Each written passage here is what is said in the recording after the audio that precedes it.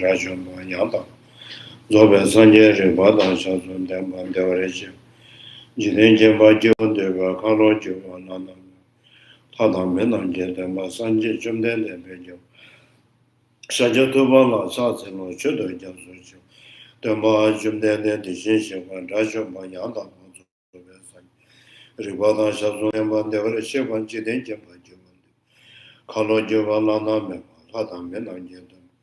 Sanje Jumden Bejawa Shajatubala Sazin. Should I just what them and Jim then the distinction one Rajum. Yanda was over Sanjari, what I shall on them and the worship. Jidin Jamba Jivun, they will call you, Lanam, Adam Benam. Sanje Jim then the Bejawa Shajatu, Charter, should I just Kanzagan use over Jadam Sergeant and Commander. Managing and then charges not to say Kavajan. Nanda Gunga Shadu Sosa, Yishija, Seja Pumbo, Tavanji, Desona, Lame, Wongo, Motion, Yajan, Chavan. Senja Dembati, and the Raja Sandon, Chavan. The region of Zebasuma, Jenya, Change, Chavan, but to Jich. Tamje Jembe, the Mabos on the Yadan Jazuja, the Shisha Chavan. Tabian de Sata, what you giving is on the Chidu, the Namshu. Shinju Jona Sa, the Lieutenant, Maya, the Lavata, Rabbi. Shinju Tamba, you then get the Maya Sa, and the Wachi and Major Janga, person so much. Rangi Simne Yozo, the Tenant Sanja, Grandma Rabbi, Mamma, Jumasa, Melon Loda, Jenda, Boron, the Jason, and the Terata, Sonamadi, Tom Jesse. Cobantum Nation, Ratu, and Gada, Nada, Chivel, Sibir Son, and Joan Jover.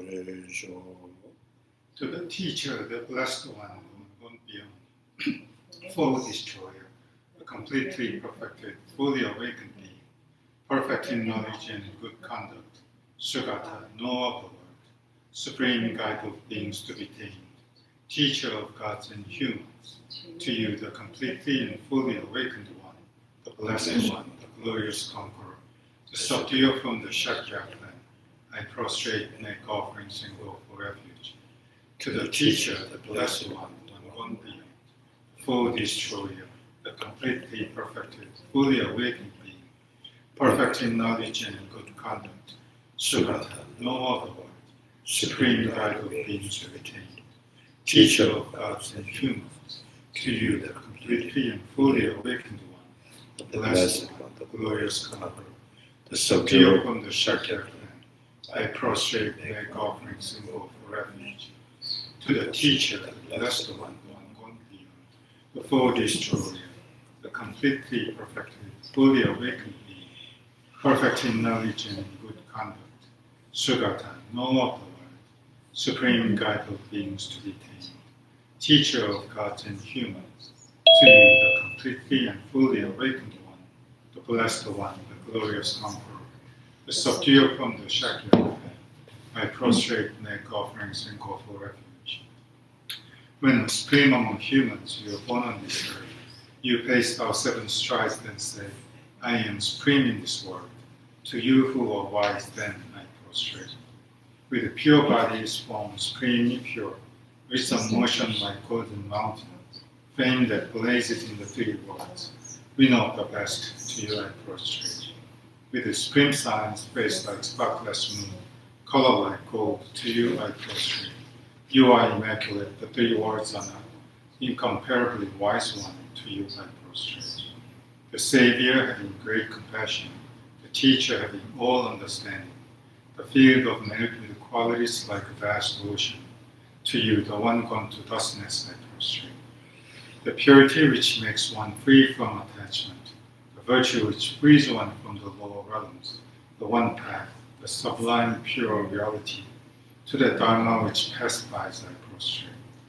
Those who are liberated and also show the path to liberation, the holy field qualified with realization, who are devoted to the moral precepts, to you, the sublime community intended virtue, I prostrate.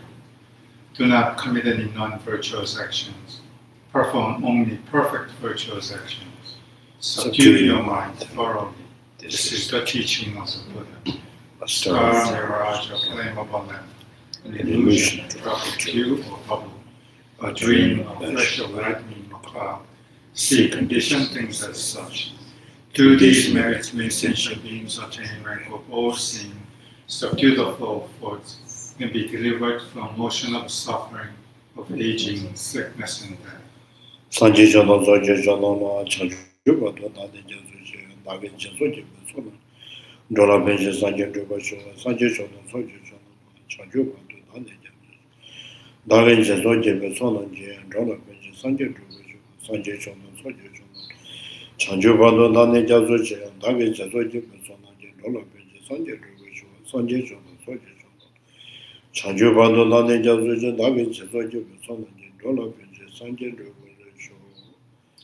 I go for refuge until I'm enlightened, to the Buddha, the Dharma, and Sangha. Through the merit I create by practicing giving and the other perfections, may I quickly attain the state of Buddhahood for the benefit of all sentient beings. I go for refuge until I'm enlightened, to the Buddha, the Dharma, and Sangha. Through the merit I create by practicing giving and the other perfections, may I quickly attain the state of Buddhahood for the benefit of all sentient beings. I go for refuge until I'm enlightened, to the Buddha, the Dharma, and Sangha. Through the merit I create by practicing giving and the other perfections, may I quickly attain the state of Buddhahood for the benefit of all sentient beings.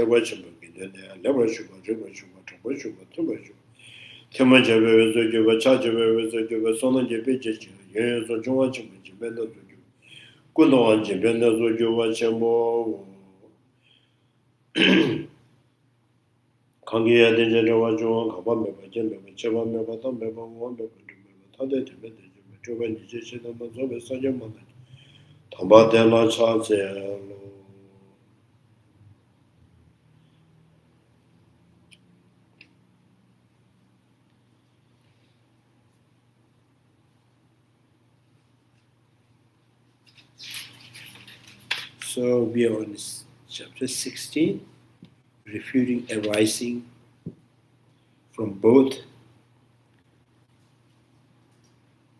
and from no cause. Refuting arising from the both. Refuting arising from the both self and others.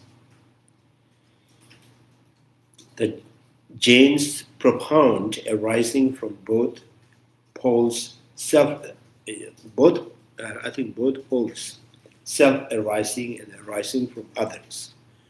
So this is the Jain's philosophy. Jain's philosophy point of views. They think the things arises from the both by itself and others. Self-arising or arising from others. So when a clay pot emerges from the factors such as a lump of clay, kneading sticks, spinning wheels, threads, the water, and the potter, James thinks that since the clay pot comes into being only in the nature of the clay, so it arises from itself. So the clay pot is arising from the clay, so therefore they think it's arising from itself. So, and given that factors other than the clay, such as the activities of the potter, are engendering the causes of the clay pot, it arises from something other than itself too. And just as with the external things, the inner experience also arises from the both self and others. Like inner, like eye consciousness, ear consciousness, nose consciousness. So self arising is, the consciousness, the previous consciousness, or the imprints of the consciousness. So self arising, and arising from others, the eye sense powers and the reflections. These are the and also anger attachments. These are also self arising from the imprints of the habit. The arising is self arising, and the anger that triggered by the word or any actions, right? So there's so arising from others. So James presents 9 categories of the realities. Life force referred to as a person or self. So number 2, faculties and so on that are other than life force. So life force, this is always I have difficult,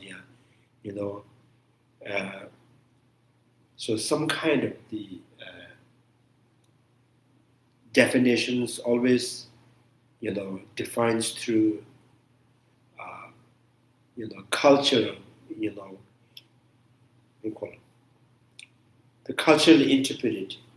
In Tibetan we say sok, and life is called tse. So life is the tse is the durations of life, and the life, if we divided the life and the lifespan, the duration of the life, so then so life become, what keeps you alive, so what keeps you alive. So this says something that binds the heat. 觉得弄是电性 the heat and consciousness, what binds them is the life in Tibetan soul. And then while the, so when there is the conditions that combines the heat and the consciousness together, put together, so if that is the life, and then what is the life force? What is that life that you live? And then the duration of that you are living, right? So in the Hindi, in the Indian cultures, they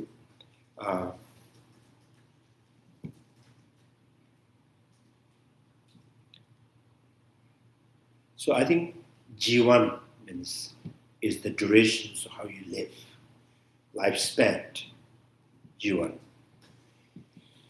So Jeev Jantu, so Jeev is one who lives is the person referring to it. You know. So I think in English, the life is some kind of, is some physical and the colors and many things that involve. Like they're not really talking about what keeps you alive. So what keeps you alive is, and this is not a big deal. So what you what is giving in your life is what you think is life. So this is why it's difficult, when you say the life force refer to person. So life force refer to the person. Jeev Jantu, the Jeev, and Tibetan say Mithe. So that's life force and something which is not the life force.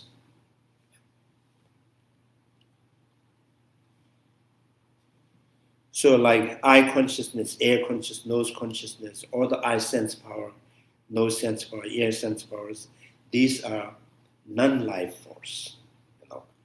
So it's not a jeev. That's right.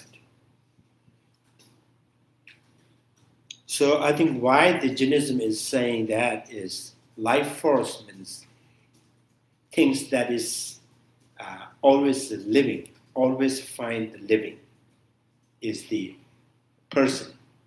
So then when he could not find the life in this body and the life force shifted or moved to another life force. So it's the person that always living. So this is what they think. So that's why, eye consciousness, air consciousness, nose consciousness, tongue consciousness, the eye sense powers, they don't have life force. They don't really, move to one place to another place. So that's the Jainism. Second, the faculties refer to the so that are other than the life force. And then the number three is dharma that helps attain higher rebirth and definite goodness or liberations. So then say it's a dharma. So dharma is activities or the virtues, actions that through that way you can attain the higher rebirth or attain the liberations. So that is the one of the dharma. So number four, the opposite of dharmas, adharmas. In Sanskrit, adharma. So the opposite of the dharmas, which lead to the bondage. So, chingwa, what binds you, what holds you in the condition of suffering. So it's adharma. So then the sakwa, I think here, pollutant afflictions. Number 5 is pollutant afflictions, vows that prevent immoralities, and so on.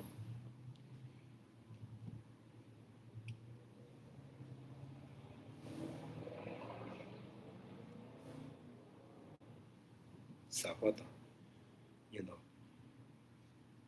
So now this is kind of one of the vows is kind of considered to be the physical, is a form.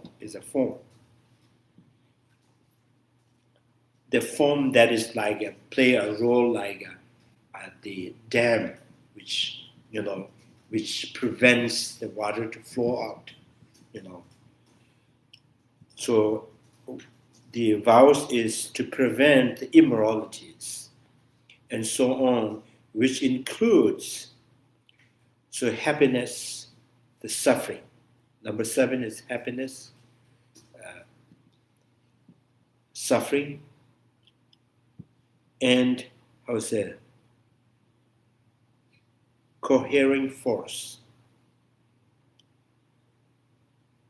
So its coherent force is like a view. You may have negative views, the positive views, and then something, uh, knowledge, how's that? Cognitive views. So these are all the polluted things. The views here is like people, we say, oh, we are Hindu or we are Buddhists. So these are the view, we are Christian, we are Muslim, So we are something that, I think Julie has a big hard time.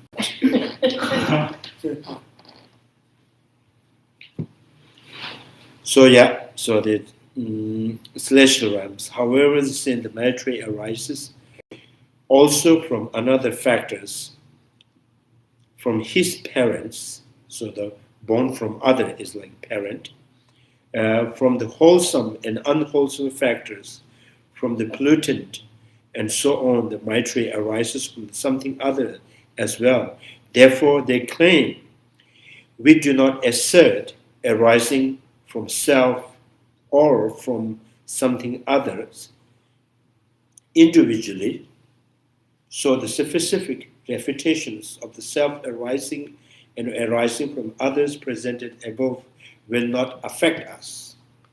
So Chandrakirti is previously refuting that, arising from it by itself and others, negated. So the Jainism says you have negating that, individually. So we don't also, in the Jainism says, we also don't think that anything that is born individually, self-arising, not arising from others. Arising from others, there's not arising from itself. There is anything that has born, both there's arising from itself and others. To refute this text says arising from both self and others is also not logical, for it is vulnerable to the objections already raised. Just as arising from the each illogical, arising from the combination of the both self and other is also not logical. For this standpoint of the arising from both is vulnerable to the objection already raised to each of the two standpoints. For example, if the opponent assert that Maitreya is self-arising from the point of view of his life force that would be refuted through the argument such as the pointlessness of its arising. And if from the point of view of his parent, they assert the Maitreya as arising from something other, this would be refuted through the demonstrations of the extreme absurd consequences. So just as we have shown above how arising from self and from others are illogical, in both sense of everyday conventional truth as well as in the ultimate sense, here too we say in the form of summary that arises from the both is impossible. So I think they, Jainisms, when they say this, there is no such thing as born, just arising by itself, not arising from others. If there anything that arises from others, it also must have arise from itself. Just like a clay pot that arising from itself means from the clay, and then the arising from others is other than the clay, the water, the potters, the machines that make that, all of them count as others. the born from others, born from itself. So the main point is now saying that the person of the self person is something that is, by definitions, it is living, is the living force. It never kind of,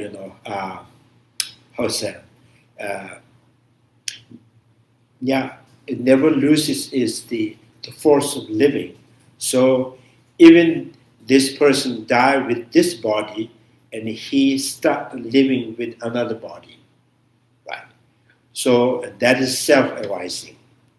And then the Jainism, in that case, Jainism also very similar, like a non-Buddhist school, a Samkhya school, like Atma, they think the self, the person is permanent, and permanent in the unity.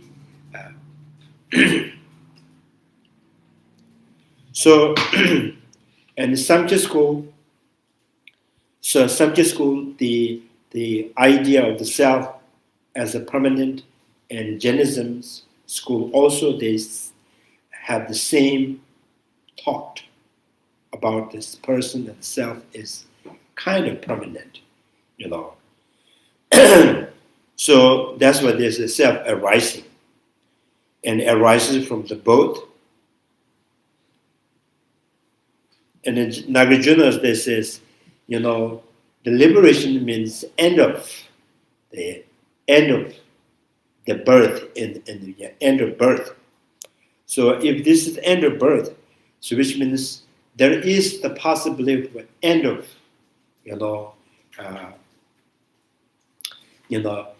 end of life or end of the birth in the second existence.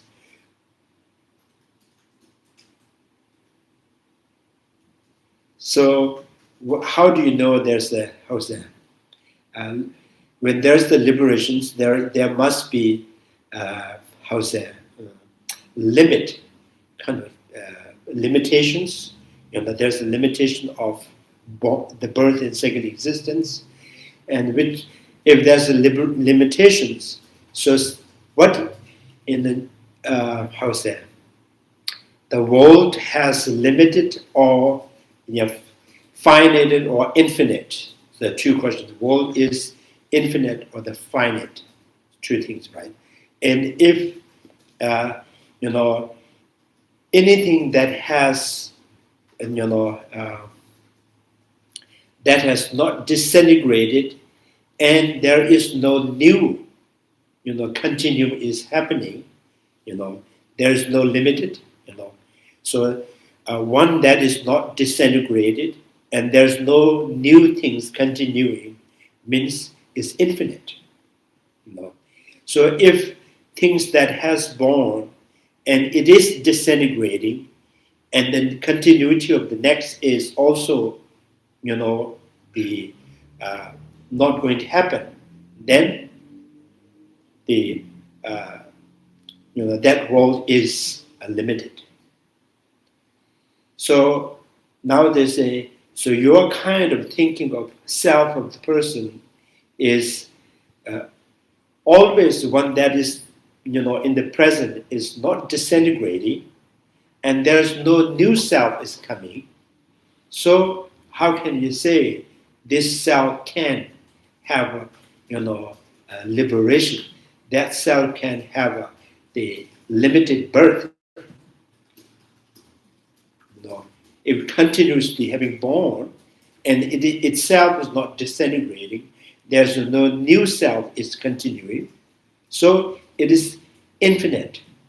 They are existing, that kind of durations, that lifespan is infinite. Something that infinitely staying, existing, not changing at all. How can this self can attain the final birth in samsara? So this is, Jainism thinks that, it has to have this self.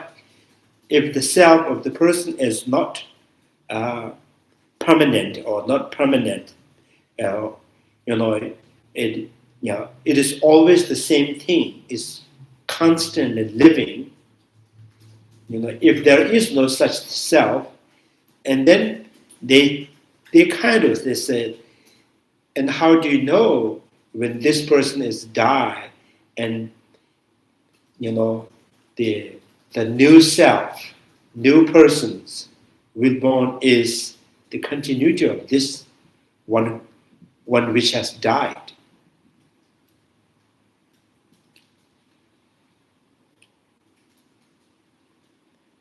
So they could not really see if something disintegrates, something ceased to exist, something died means it's no more existing, and how can the next one is continuing of the one that has passed, one that has ceased to exist.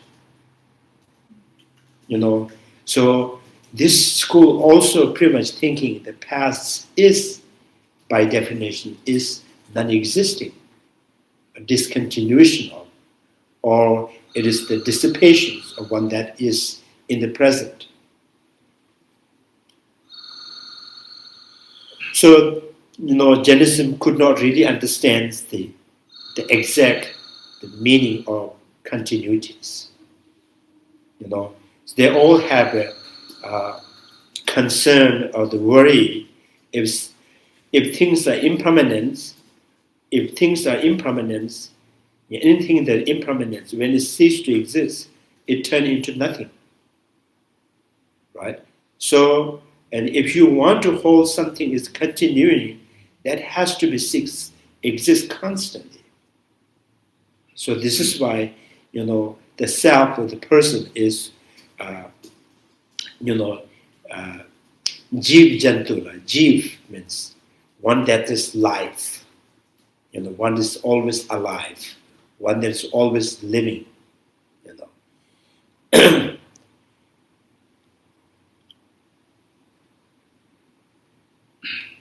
So one that is always living, and which means even the body died, he still has to live. And therefore, he will find another place to live. So I think why do they really, propound there's the self which is existing permanently, is because they could not really understand the continuity. So, in the Buddhist, in particular in the Buddha Palita, mentioning that the continuity does not mean one single entity or one single thing constantly existing.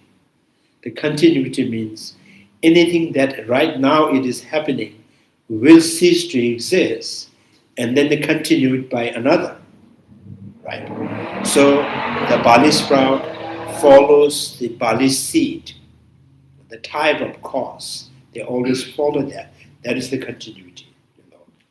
So Jainism, they could not really see that kind of possibility of if the one life is die with this body, and then another life that will continue off this. So this is why they keep holding on that, the permanent self. So life force and non-life force. So right now this, arising from itself and arising from others. So the clay pot is arise from the clay. Clay pot is still the nature of the clay. So therefore, anything is arising from itself. So itself means, the clay is no more, clay is no more, pot, when it is just a clay. So before it was just a clay, a mud, then it's shaped by potter to be clay. And the potter, again, he kind of, make it solid, by burning, So itself means, are you talking about the clay pot itself? is arising from itself, or clay pot is arising from the clay. The clay that is, cause of the clay pot is not the same thing. It's not identical. If it is identical, then why do, why do the potter need to put effort to do many things, to change it, to change the shape? So by itself, in the Pasangyaka school, by itself means that the very thing that you are saying, the clay pot, itself is not arise by itself. Itself is not born by itself. So which means itself is no longer, itself is not a pot prior to it. Right? Prior to this clay pot is no longer a pot. So then it is conditioned, it's designed, it's shaped into the pot, which means something which is not pot, now it is turned into the pot, which means, things do not exist by itself, because it's always changed by the condition. So that is the one of the meaning with not arising from itself. Another idea is Samkhya school thinks that this mango tree, the big mango tree, was once exists in the mango seed. So they think that this big mango tree was once exists within the mango seed invisibly. So they think in this my life, as I, cultivate the karma, and all the possibility in the future is still in invisibly it exists within me. So, kind of like, when you are the cause, you are the pregnant of the future, right?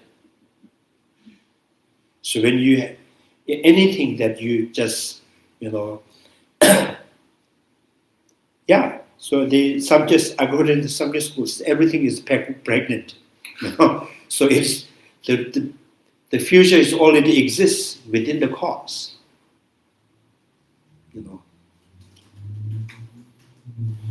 So that's one of the reasons and why there's things self-arising, because it was there, invisibly, and then with health or another conditions, then it may physically manifest. So that's the world mundanely understood is have born. But it is born mundanely, ordinarily, but still, before it has born for the eye consciousness, it was already there, it exists.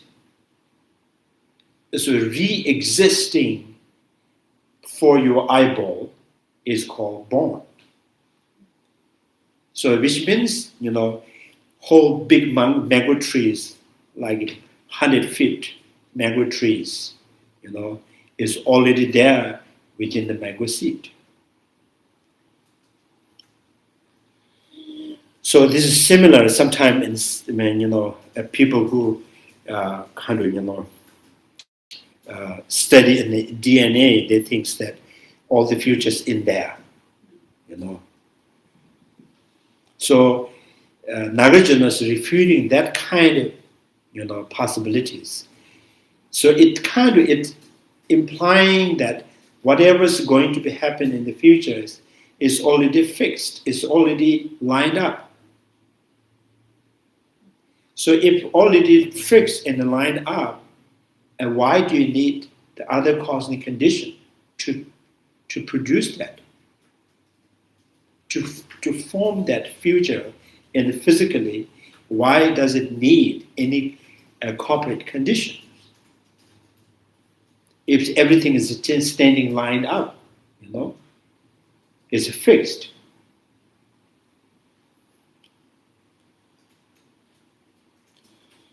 So if whole, for example, from the beginning of your life and the middle-aged life, and then almost good before going to die, so that your future is fixed. It's just there.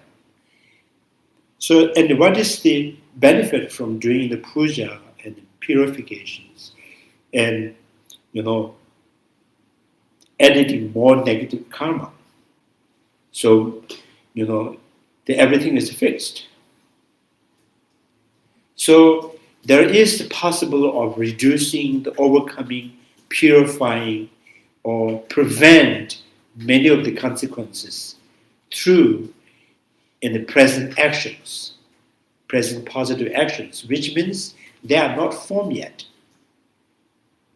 These are just possibility. These are not there. The possibility is not the thing. So that is the kind of self-arising. Jainism self-arising is very kind of, maybe it's kind of like, it's not that terrible mistake. So if the clay pot is coming from the clay, is self-arising. The golden pot is coming from the gold as self-arising. The Samkhya school's self-arising means anything that's going to be happen is already there.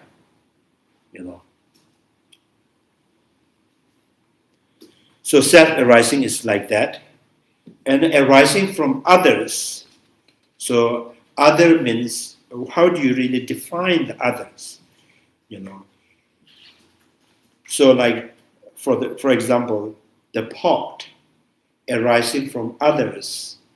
And then this is the water, the potter, the tools are, the cause which is other than the pot itself. So then other than the pot itself is the other. If, other than the pot itself, it counts as others, and, then, the clay is, which is not shaped yet, why is not other from the clay pot? Because it's not the clay pot, it's other than the clay pot.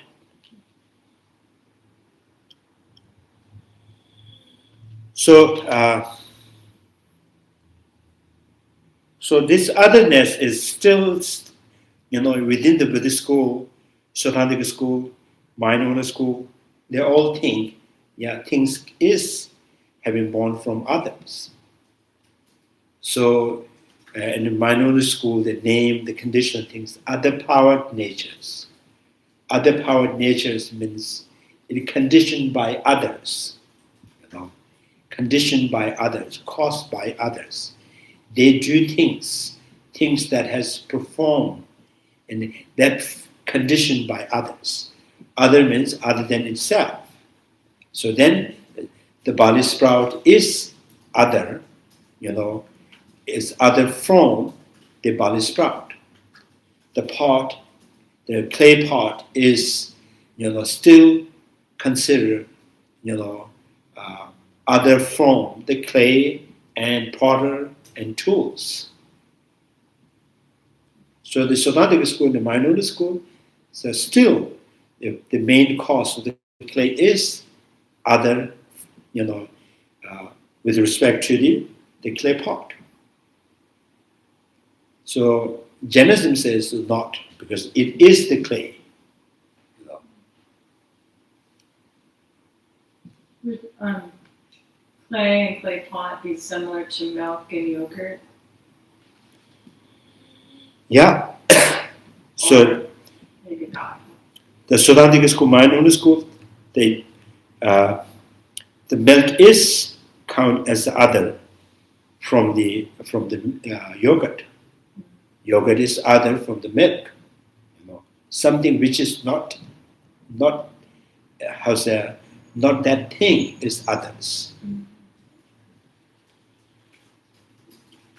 Now, in the Prasankhya school, said there's nothing born from others. That sometimes it's very, for the Siddhantika school and minority school, they don't really see it is making sense to them, right? So how can you say the yogurt is not the milk? It tastes the difference, the time is difference, shape is difference. Cannot you say it's other?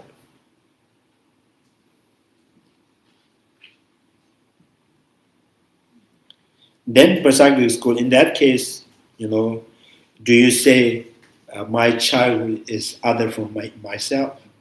Is that other person and I am other from that childhood? Or when the mother gives birth to her son, says he is born from others. I gave birth but born from others. She wouldn't say that. When the person who planted the seed of the mango tree, when the mango tree grew up, and the person who have planted the seed, this is pointing to the tree that I plant this. They don't say I plant that seed and this grow. Right? So it's a conventionally, even the ordinary, in even the ordinary knowledge, they don't really see the cause and others is cause and effect are others. So no different. So the Prasangika was nothing born from other, nothing born from itself. The furthermost, the Prasangika schools, the self is never exist. There is no self in the phenomena. There is no self in the person. So what is the meaning of the self? By itself. So there's the by itself means an uncreated, unproduced, by nature. That is the by itself. So there is no such thing as a person's, uncreated, unproduced, So there is no such person. There is no any effect that is uncreated, unproduced. Right? So nothing by itself.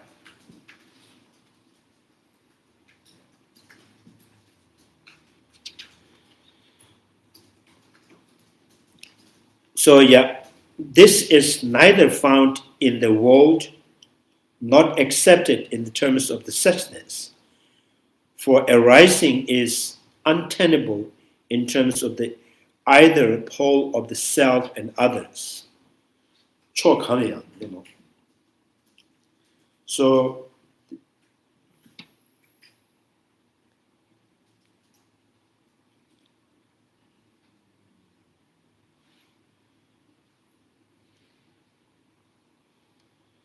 So this, born from itself and others is now untenable. This arising from the both self and other is neither found in the world nor accepted in terms of the suchness and the ultimate level, right? Ultimate reality. For arising is untenable in terms of either pole of self and the pole of others.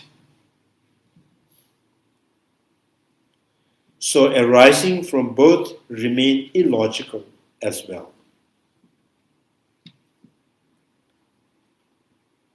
I think one of the, so you can just imagine that, in the Prasangika school, what they're trying to say, from others, usually this is, other means there's two different things, two different things that one is coming from others.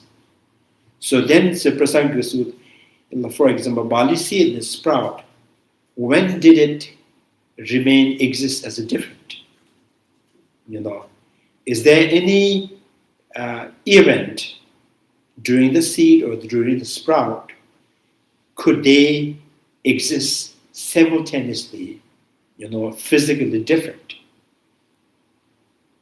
If they never really exist in any time, past and the present, as the two different, how can the the sprout can born from others. They never really exist as two different things.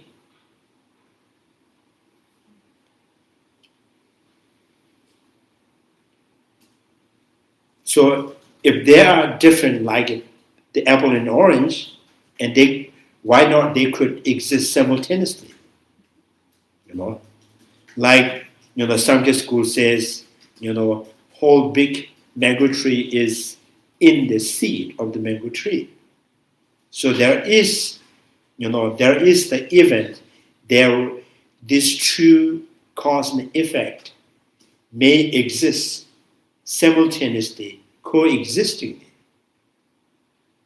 Right. So Sankhya school believed that it was there. If the mango tree was not in there, how can it come from its? So almost like you're saying, if you're not in the house, how can you come out from the house? So that's what I'm saying. And according to some schools, everything is pregnant now.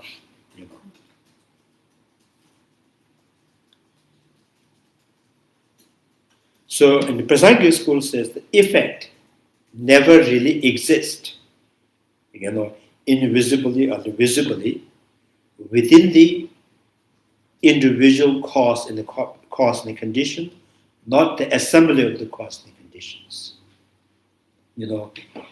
So not individually, not in assembly of the cause and the conditions. Therefore, there is no such sprout. There is no such effect, arisen or unarisen, which can arise from their cause.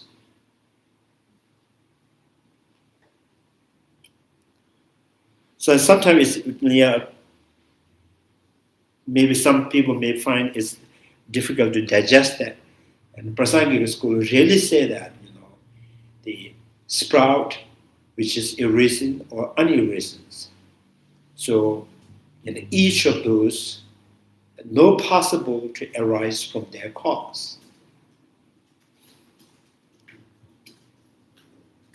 So the arisen or unarisen is not arising from their cause. And still this is the cause is going to give birth or going to give rise to the effect. So many of the essentialist school, they could not really understand. They say pointing in the barley seed, with this seed and their assembly of cause and condition will produce the barley sprout. And at the same time, any barley sprout, arisen or unarisen, not born from the seed. So you just put together,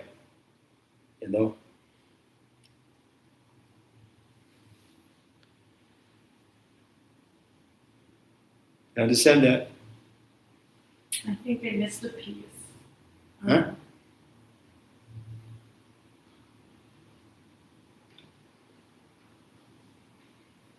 The first part about putting it together.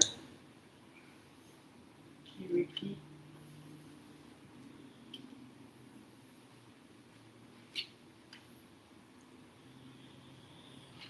Yeah, I think repeating. I repeated many times. Now I have to repeat on my memo. So here is a barley seed and their assembly of cause and conditions. Mm-hmm. So this is the cause, which means what I meant is this barley seed and with this assembly of the cause and condition will give rise to barley sprout. That has been said. And then says, any barley sprout which is arisen or unarisen, not born from that cause. Okay. So there's a lot of story in there, And then says, you just think, arisen barley sprout, there is no time it has met or the contact with their cause. So any sprout, arisen sprout, not contact with their seed, and there is cessation of the seed, there is arising of the seed. So which means this original barley sprout never witnessed present seed, past seed, future seed. So it never together with present seed, past seed, future seed. So that's why this is not possible the original sprout could born from it.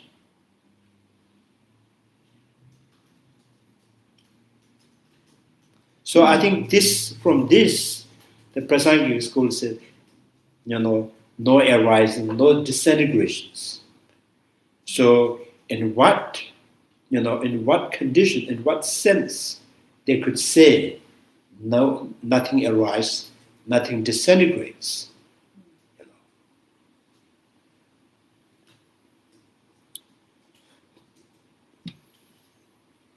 So they're saying the sprout is not in the seed, coming from the seed. Yeah. And the seed. Any sprout, a risen sprout, never met physically contact with future seed, past seed, present seed, and no any barley seed has ever met or contact with the future sprout, present sprout, past sprout. So there is no time they could really can link together. They can coexist together. So, and that is the one of the reasons it's not other. That means it's not there is no other, and that means there is no arising. And then we still kind of say, if you say the arisen sprout, the unarisen sprout never arises from their seed, and how can this from this seed it will give rise, the barley sprout. Potential. It will give rise in the futures. So which means it has a potential to give rise. It means this barley sprout with these corporate conditions is a conditioning the existing of the barley sprout.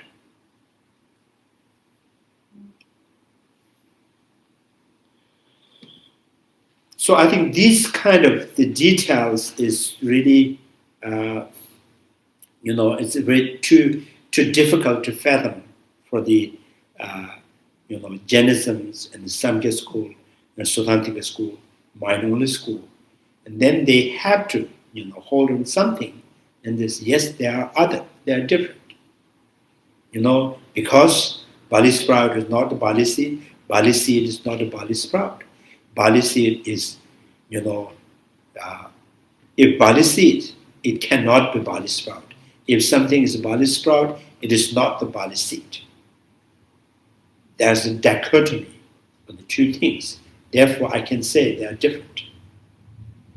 Is the milk in the yogurt, milk transforms into the yogurt. Is the seed in the sprout similar to that, where the seed is transforming into the sprout? Can you say that? The seed transforms into the sprout? Yeah, you transform. Because from the youth to the adults, you transform. The adult to the old age, we transform. And old age to the death, transform. Transform means change. It's impermanent. So that's the Jainism things, because they could not really see this kind of detailed understanding. And then they says, if something is continuing, which one is continuing? A body is not continuing to the next life. And other than that, if something goes to next life, the body for sure is not going. Not eye sense power, no eye consciousness is going next life. If something is going to next life, and which one? So we were told that you do good things, you will be born in high rebirth in next lives. So for sure, so the body is not going to reborn again, right? Not the eye consciousness going to reborn, not the eye sense powers is going to reborn, or the form, smell, taste, textures that I experience, they're not going to reborn in next life. And other than that, what is they're going to reborn? Not the eye consciousness, the air consciousness, body consciousness, mental consciousness, So which one is reborn? And then they have said, if something going, and I have to see is something objective. Something has to be objectively exist. Then that's the self, the person.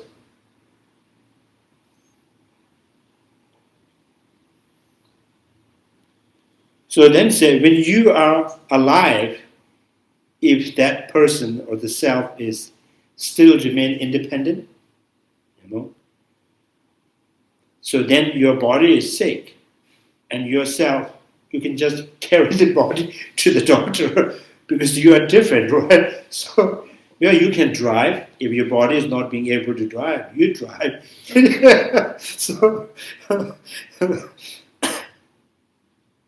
So if yourself cannot do that, without the body you cannot go, without eye consciousness you cannot see, and everything is dissolved in space, and how do you go, And in what conditions you can go?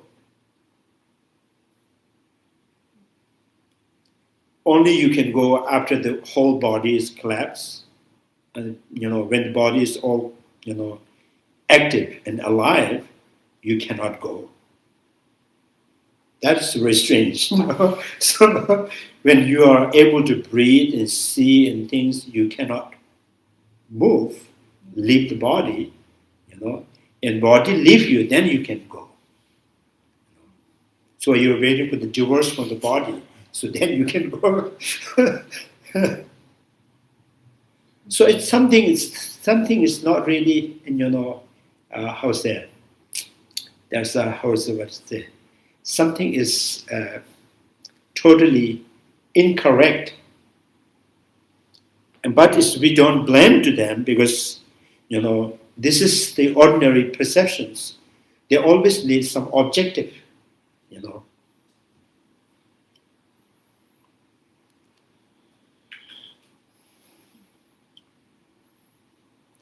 So that is Samkhya school, Samkhya school. And then the Charvaka school. So refuting arising from no cause. So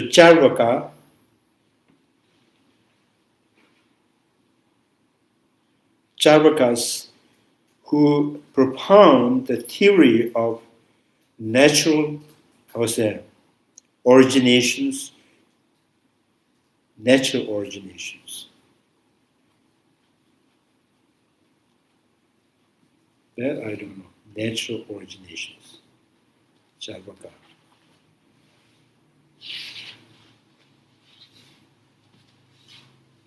Beginning.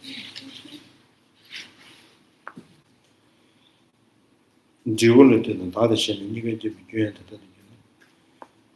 Duality of Kemba. Show someone shit in your there more Yeah, this is almost everything's, all the schools other than the Tsongkhapa school says. So the main cause of things happening, things changing, is by nature. And this Charvaka school also says everything is by nature. Now, their understanding of the by nature is, they say there's there's no different cause. There's no need any cause. Everything is happening by nature. So the other school of thought, even including Samkhya school, is by nature, but each have their own cause. Charvaka says, by nature, therefore, there's no need any cause.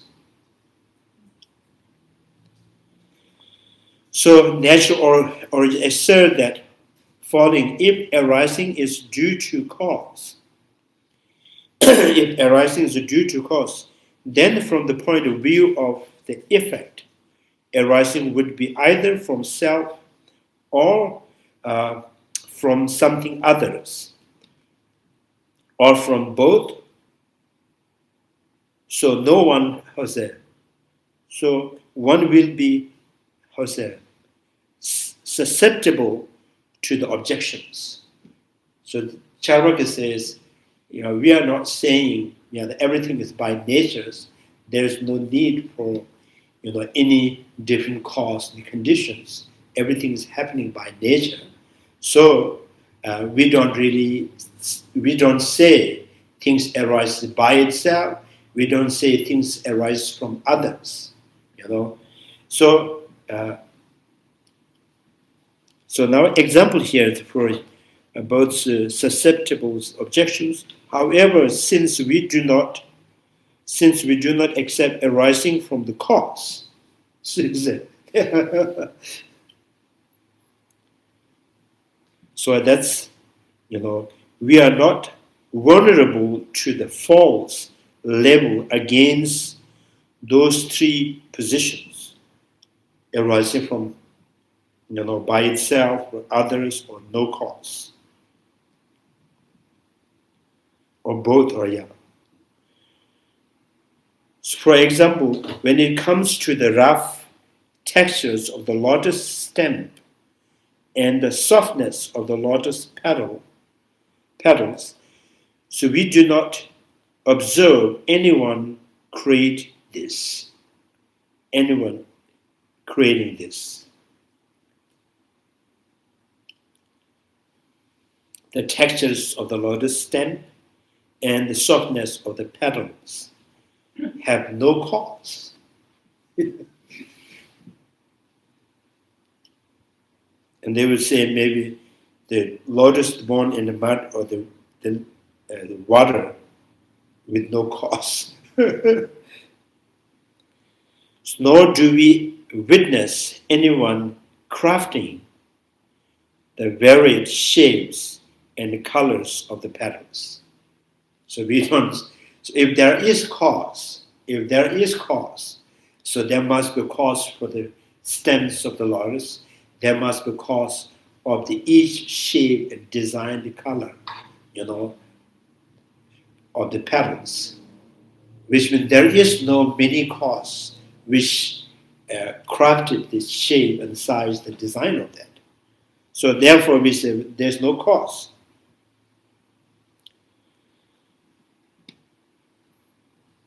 Shape, the colors, the petals, the pistils, and the stems, right? Stems of the lotus. So this is true also such varied things like breadfruit. The breadfruit, sapanasa, and the apples. And just as with these external things, so also with those possess inner experience, such as peacock and partridge,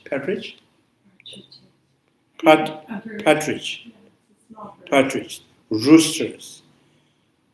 We do not see someone diligently, sculpting their shapes and painting their colors.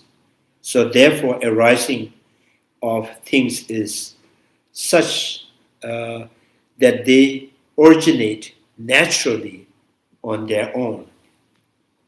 Now, I think they have their own way of saying by nature now. So,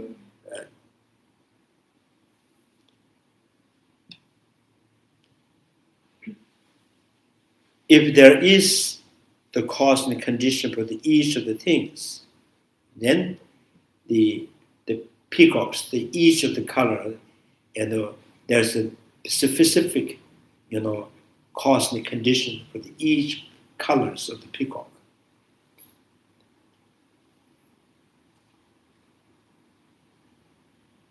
And then they also says that, like a thorn, sharpness has no particular cause, and then the beans, the kind of what's called a round shape. So there is no, sophistical cause. What, designed them? What conditioned them to be round? Why they are not in the long?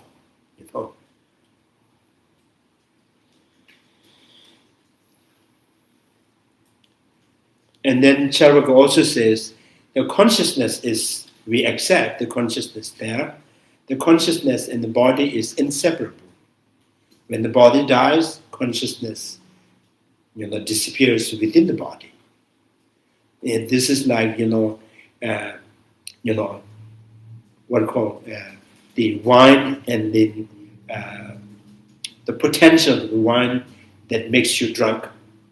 So the intoxications, right? So this, if the wine dried up, and the potential of the wine also dry with that wine. So when the body dies, the consciousness dies.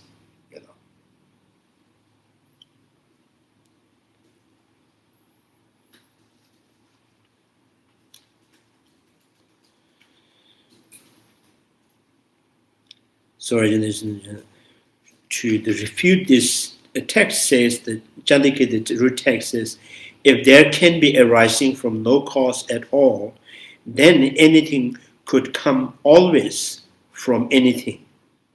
If now, so generally we kind of,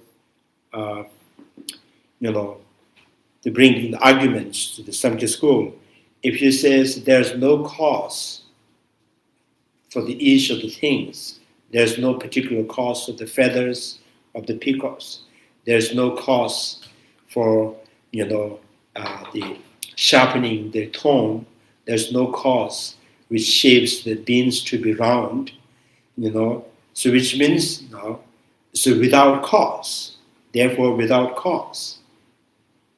So then, why not the beans, the plant of the beans? Why not they give rise onion? Why not they give rise orange? So there must be something lacks in that plant to give rise the orange and the onion. It only gives rise the beans. So why not? That is the cause.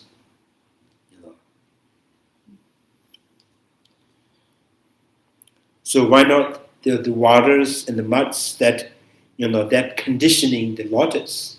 Why not, lotus can born or, born in the sand and on the rock?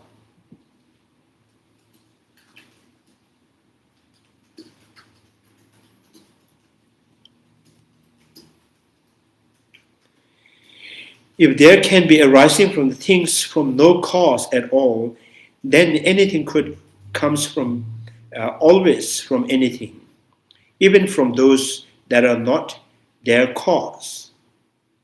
So the barley sprout can be born from the rice seed, tomato seed. For everything will be equal in being, not a cause. Or you say the lotus, which is right now born in the water or the mud, and you say the mud and the waters is not the cause of the lotus. The eggs in the peacock, that is also not the cause of the peacock, because the peacock has no cause. Right?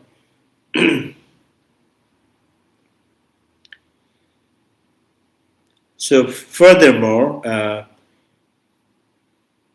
now they say this is the absurd consequences, If no cause, and why not? From the barley seed, there is a rice sprout. Why not then from the rice seed, the tomato? If, and everything is cause for everything, and then, this everything born for anything, Or if there's no cause at all, means, and then why not say the lotus has no particular cause? You can just have the lotus on the rock, on the stone, on the sand, right? Because there's no need cause.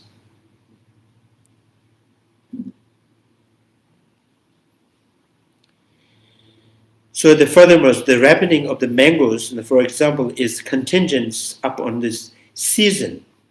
Also you say, season. That Charvaka also, have to accept it. The mangoes comes in season, and is seen only at a specific time of year. But something like this would exist at all times if there's no cause. And then mango has no seasons. Or you can get mango the whole day, whole year. For it would not depend on the time. Likewise, crows would have peacock feathers. Peacock would possess the parrot's feather even during the gestation, right? Gestation period in the mother's womb, right? In the mother's womb. For these things would not be contingent upon their cause, having thus explained how such standpoint contradicts reasons. To present how it even conflict with what we observe. So I think this is too easy. Sarvaka is too easy to defeat them. The kindergarten can debate with Sarvaka. So they would have, in the texts, there would then be none of the manifold efforts of the people. There would then none of the manifold effort of the people. So now the harvest, for the farmers, if everything's happening by nature, there's no cause. So why would farmers put a lot of effort, Such as, sowing seed for the sake of rising of crops, right? If sentient beings had no cause at all, there would be, ungraspable, right? Like blue lotus in the sky. So yet we do perceive the world in all its colors and brilliance. So like our own cognitions, know that beings comes from the cause.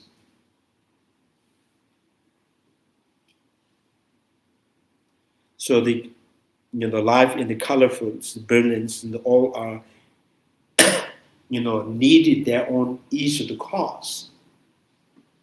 If you are right, there would then be none of the manifold effort for the ordinary people, such as sowing seed for the sake of rising crops, which they pursue so that they may reap the fruit of their labors, such as enjoying the bountiful harvests come fall. Yet they do engage in such activities, so arising does not occur by itself. So things do not happen by nature, by itself. So furthermore, there is the following faults. If sentient beings had no cause at all, this is to say, they came into being with no cause at all, they would be ungraspable, like in scent and the color of the blue lotus in the sky. So it's like a rabbit hole, right? So yet the fact is, we do perceive the world in all its color and brilliance. So like our own cognitions bearing the aspect of blue arises from the blue object, you, the Charvakas, too should know that being or the entity, what's that? Entire world, yeah. Beings and the entire world come from their own cause alone. According to the Charvakas, 4 elements serve as the cause of entire, what's that? Diverse world of the sentient beings. What are they refuted as the earth, water, fire, and wind? Through the maturations of these 4 elements, evidence can be found for the diversity. We observe lotus and apple as well as peacock and roosters and so on. In fact, the cognition itself, which cognized the diverse realities, also arises from this same maturations of the 4 elements alone. So just as a form, just as form, the specific interactions, right, of the elements, interactions of the element in alcohol arises the potency of the intoxicant that causes the drunkenness and loss the consciousness in the living creatures. The consciousness arises from the specific interactions of the great elements during the gestations. At the time of the Kala's embryo and the so all sort of things, therefore, whether it is external things or internal experience, all things come into being only from the cause of this world alone. So there is no such things as an afterlife. There's no such thing as afterlife with fruition of the past life karma ripening in this life and the fruit of the karma created in this life being realized in some other world. So they think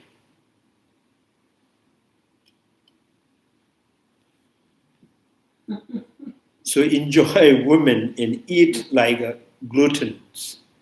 Your wonderful bodies, once gone, you will not find. The body is merely collections of the element. What is lost can never return. So that's a very, very, encouragement. I think, yeah, it's the different translation.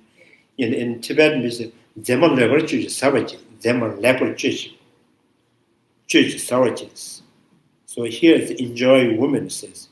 Usually say beautify yourself, eat well. So this is the only life.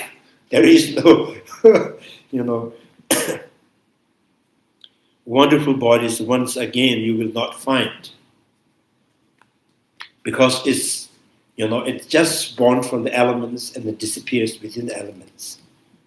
So this is the statement uttered by someone who is lustful desire to the copulate with his own daughter, intending to convince her that there is no world beyond.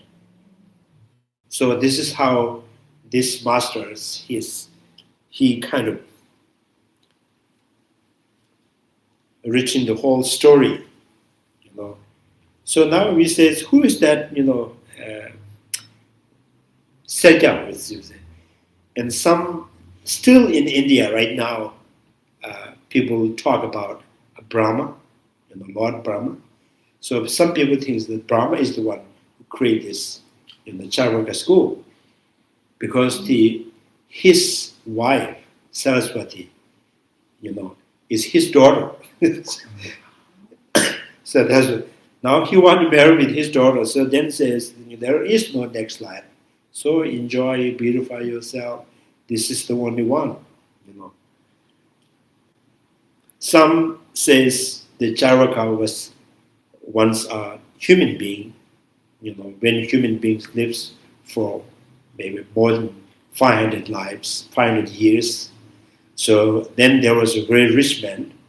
So he has a beautiful daughter. So he wanted to get married with him. And he was very respected and with good writers. So he wrote this Charvaka school. So his intention is to want to get married with his daughter.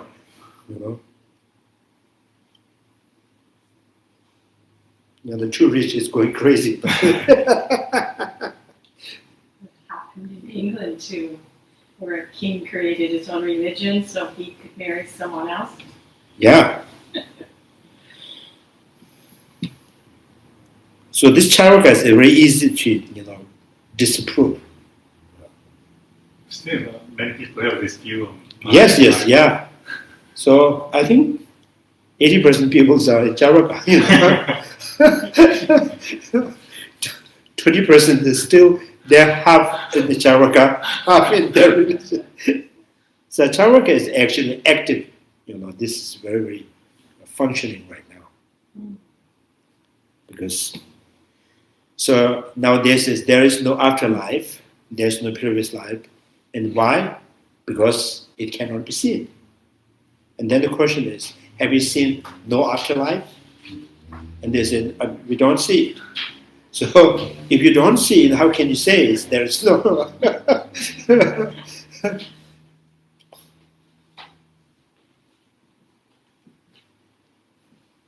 So then their kind of the best of their cognition is the sensory perceptions.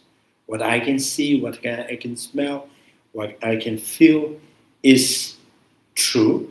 Other than that, not true. That's why you have to bring your, the birth certificates, because you did not see yourself as born.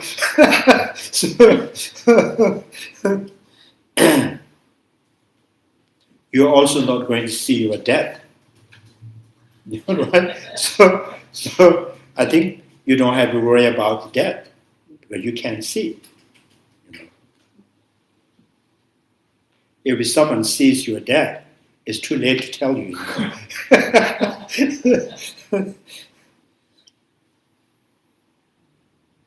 So this, I think in Tibetan translation, Charvaka translate in Tibetan language, Dangpempas, far-thrown views. The far-thrown views means is most ridiculous. And actually, literally, when the translate Charvaka means, how's the Zebrama means, beautifying the schools. The beautifier schools or beautifying schools. So whose most essence in their life is to be beautiful, to be, enjoy, to lying down in the beach. That's the Charvakas. So all the people you see in the beach, lying down, including sea lions, they're all Charvakas.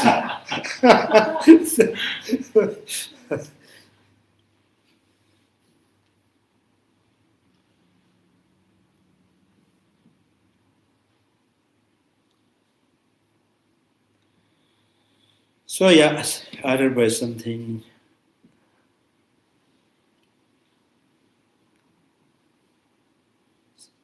We ask following the certainty of that there is no world beyond in the next life. From what reason does it? How's that? It's a stem. What reason does it? STEM. What is that? Stem.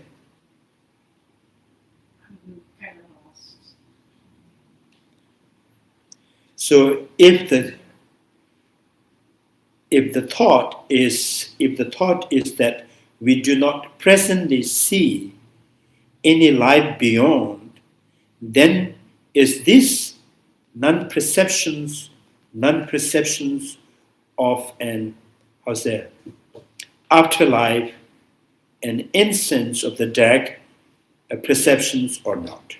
So now this Lama Tsongkhapa was saying that, so you believe only direct perceptions. anything that comes, cross to the direct perceptions, that you believe that is exist. Other than that, not exist. So the no afterlife, is it the object of direct perceptions or not? So if you say that it is the direct perceptions, you would be asserting that what is in fact the opposite of the direct perceptions is an instant of the direct seeing. So in that case, it would not be contradictory to assert that non-entity is an instant of the direct perceptions. So that's what I'm saying. The path of the life or death, it becomes the object of direct perceptions. So then this is, end of the life is kind of still objects, conditional things, because it is seen by direct perceptions.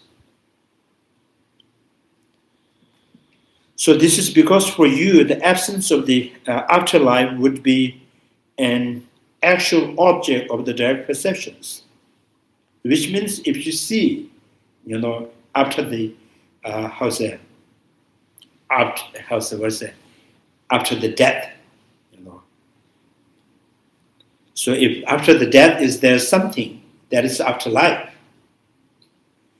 so this would mean that since there would be no entity at all, entity 2 would be would not exist, because there would be no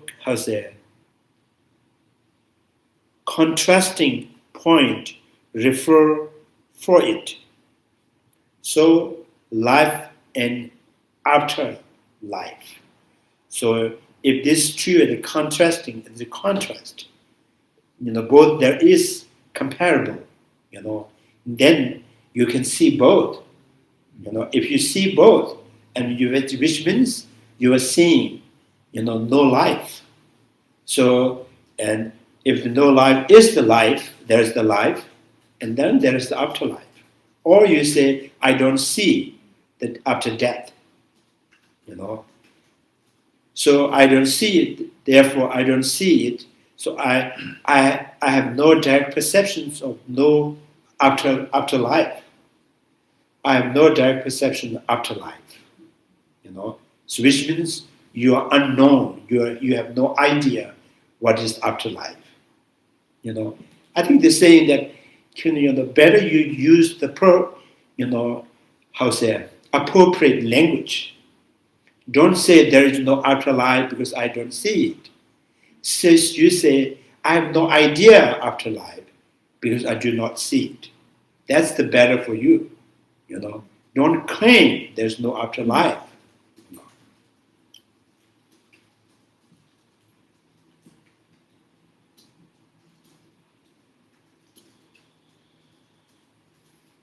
And if there are two entities and a non-entity do not exist, there cannot be the four elements, in which case your thesis that in afterlife does not exist will be undone as well.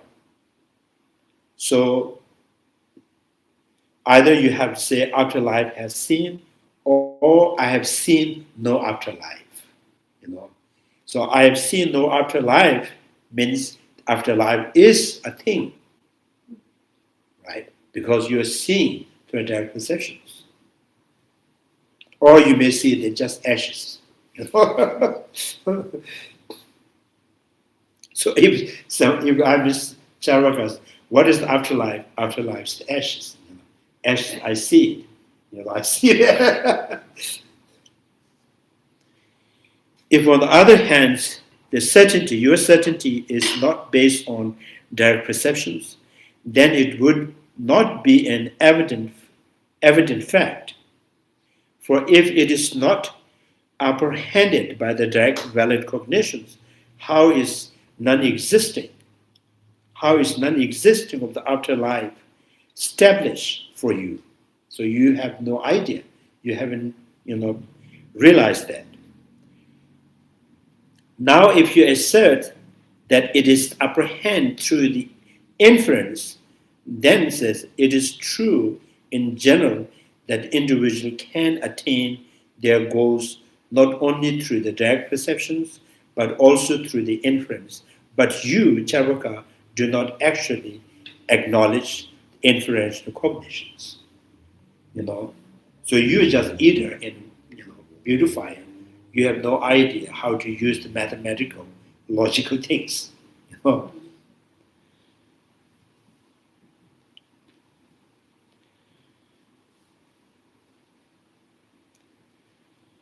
So for you assert the person's recognition is limited to whatever is in the sphere of the sense. Noble lady, what is said by the learned is deceptive, like a track of wolf. Or there's some kind of story in there, So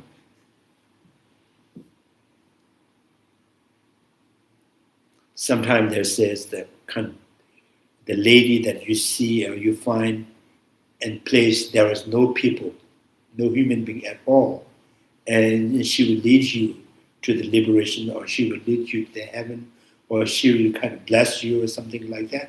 So this kind of, I think right now we are very,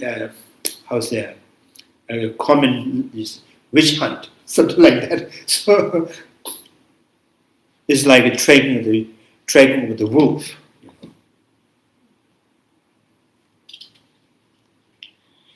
Thus, you assert that valid cognitions, by means of which people realize their aim is limited to what is perceived within the sphere of their sense, such as their eyes.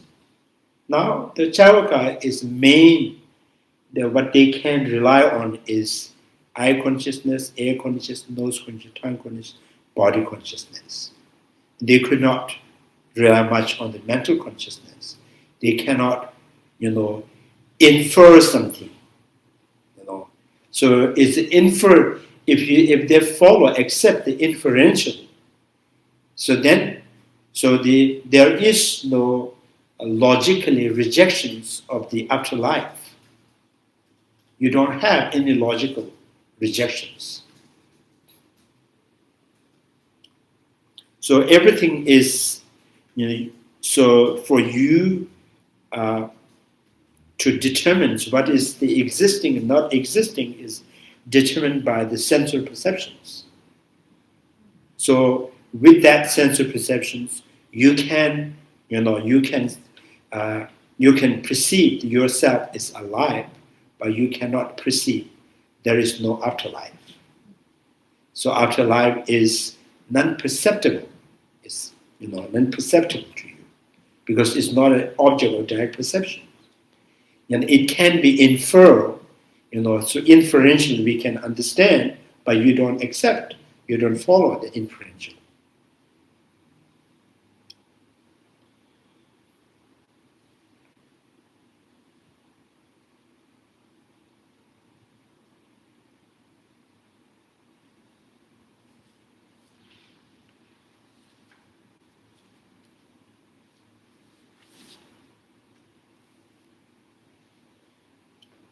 So continue the root text. The elements do not have that nature by means of which you say that they become the object of cognitions. How can you, whose mind is so thickly, covered by the darkness, ever correctly understands the fact about the world beyond afterlife?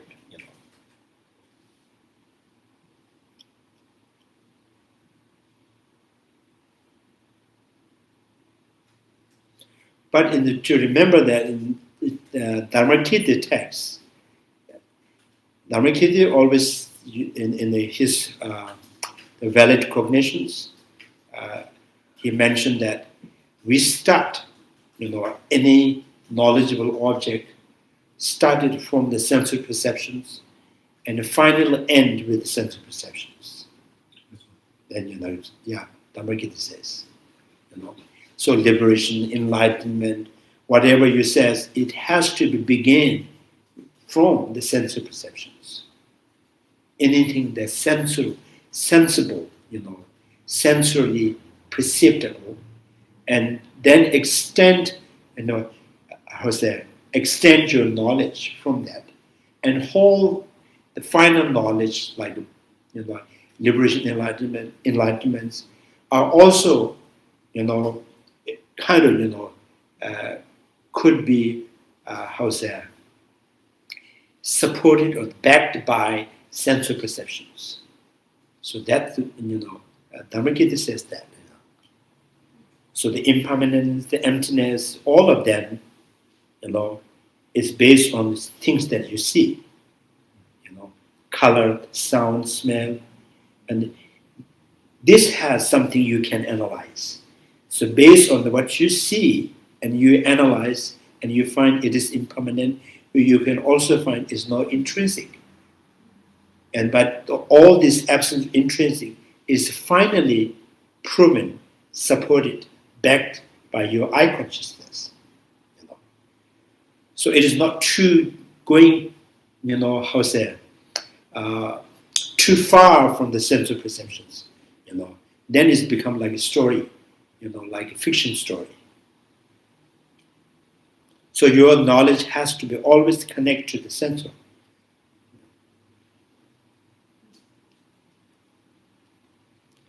So Charvaka is saying that if there is any knowable object, it has to be, perceived and, revealed by the sensory perceptions. If sensory perceptions, could not perceive anything, that thing is not exist. So I think Dhammakita is kind of very, very, logical and very reasonable. So how much you can just enhance your knowledge, but finally it has to be groundable within the sense of perceptions.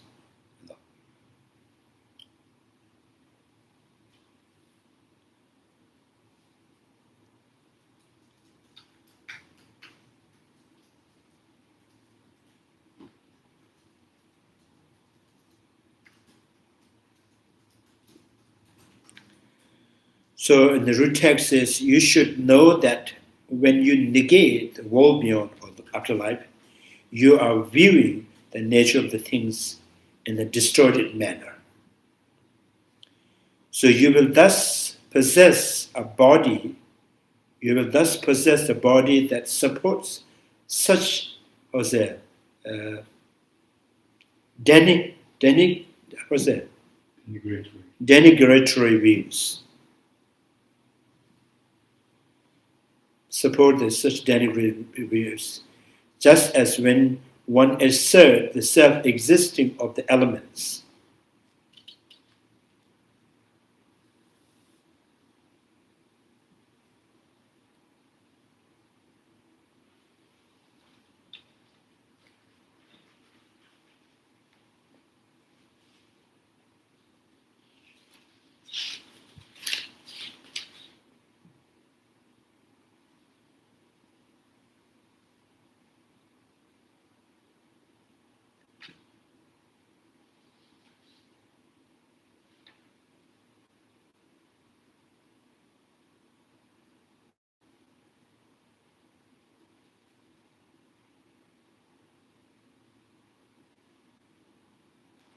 So in another word, saying that, so, a Charvaka, for the Charvaka, any kind of knowledge that you, cultivate is only through the sensory perceptions, which means you have no,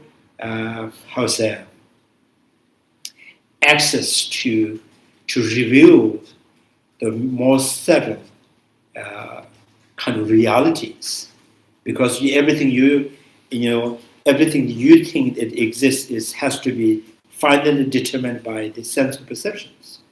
So you could not possibly understand even the particles, the molecules.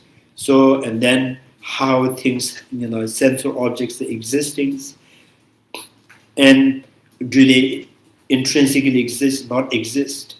So these are just, too subtle for you, and too profound for you. It is beyond your knowledge. So now how can you really judge thinking that there's no afterlife and there's no previous life? These are beyond your capable. You just eat and you dance and just go to sleep.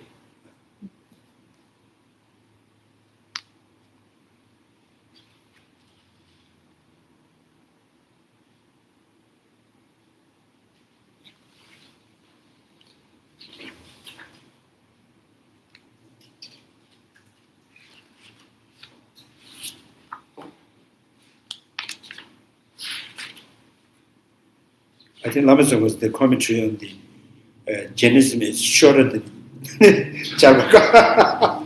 Charvaka is the more.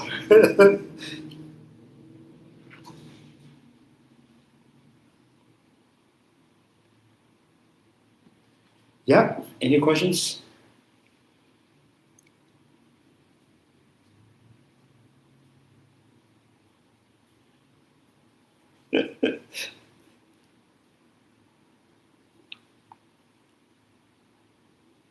Julie is there.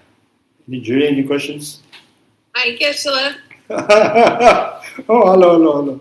No questions. No questions? Oh, unquestionable. Inexpressible, right? Yes. So what do you think about Charvaka? I don't know.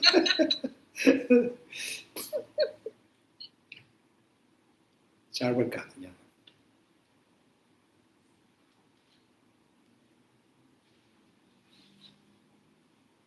Sometimes in Hindi, people have a saying that 4 din, life is just 4 days. Yeah, life is just about 4 days. What is the 4 days? Then childhood, adult, or it dies. Life is for 4 days. Sometimes when I think about the Charvaka, first I thought Char is 4, Waka is the one who says, oh, the life is about 4 days. So then I find out the Charvaka is beautifiers, who always think the essence of living is to beautify yourself. So which means there is no effort to do anything, no practice, no bad things to do, just live happily. So it's kind of, you are in the, sand house, so one day it will disappear.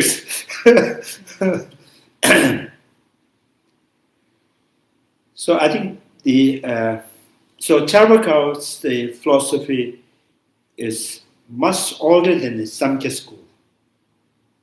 First this is Charvaka, and then the Samkhya school. Samkhya school was the Tangsung Sekyapins. There's a great sage called, yellow hair. Maybe it's the American, maybe, or the British.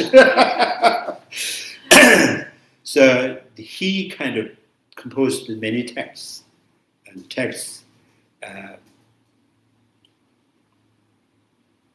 So I think there's this, even the Brahma, and comes to him to receive the teaching from him. So there's a lot of stories in Samkhya, and then from the Samkhya, and then it's kind of split it in many school thoughts. So all the Buddhist schools, Buddhism, non-Buddhist school, Ribachemba. I don't know the Sanskrit word for that. Ribachemba, Charapa, Chibuba, Jainism is all coming from that.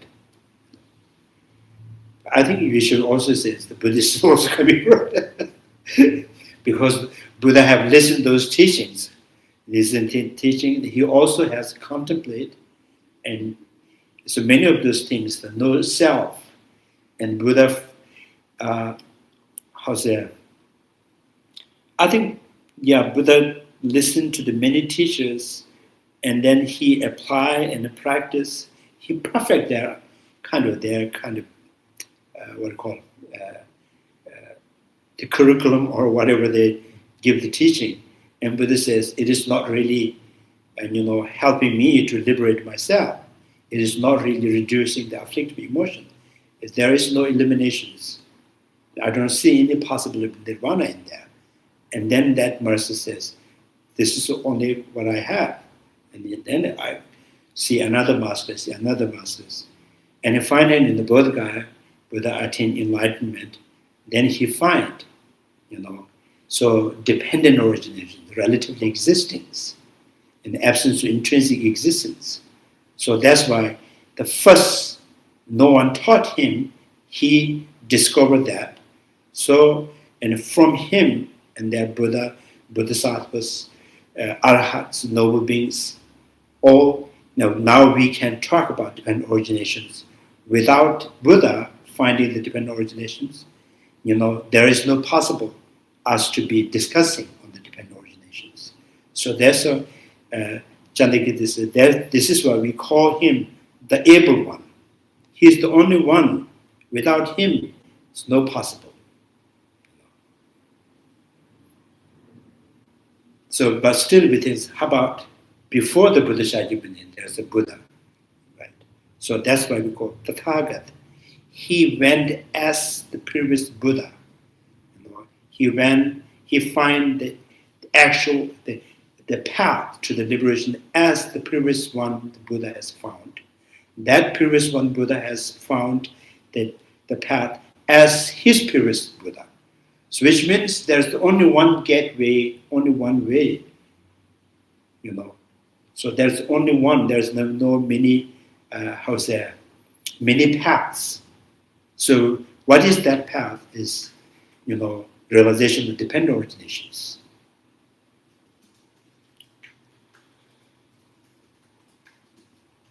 Yeah, I haven't seen you for Julie for a long time.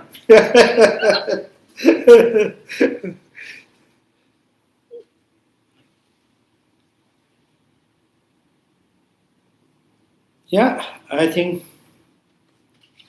I cannot finish the whole Charvaka school. So we leave the Charvaka because it is far from philosophical point of view. I think that we don't need someone to teach us Charvaka. We already know every day. We meet Charvaka, we talk to Charvaka.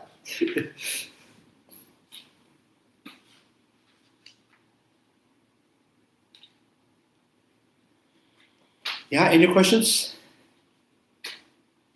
Okay. Chanju semjo rinpoche, ma jeba na jejuji, jeba nyamba, meba nya, kone kondo pewache, tonye tawa rinpoche, ma jeba na jejuji, jeba nyamba, meba nya, kone kondo pewache, pama semje tamje, dedan denjuji, ngendro tamje, tato tongwa, chanju semba kana sushuwe, teda kunje, molam devjuruji, kare rawe bebe shingasu, penda dewa malu juwe ne, jere sawa, tinzen jazuji, shabe side badu denjuruji. May the precious body mind not yet born arise and grow. May the born have no decline but increase forevermore. May the precious mind realizing emptiness not yet born arise and grow. May the born have no decline but increase forevermore. Due to all these merits, may all father and mother sentient beings have all the happiness, and may all lower realms be empty forever. Wherever there are bodhisattvas, may all their prayers be accomplished immediately. In the sacred land surrounded by snow mountains, you are the source of all benefit and happiness, O powerful Chandrakirti Tenzin Gyatso. Remain in this world until samsara ends. Thank you very much. Thank you, Geshe-la. Thank you. Have a great day.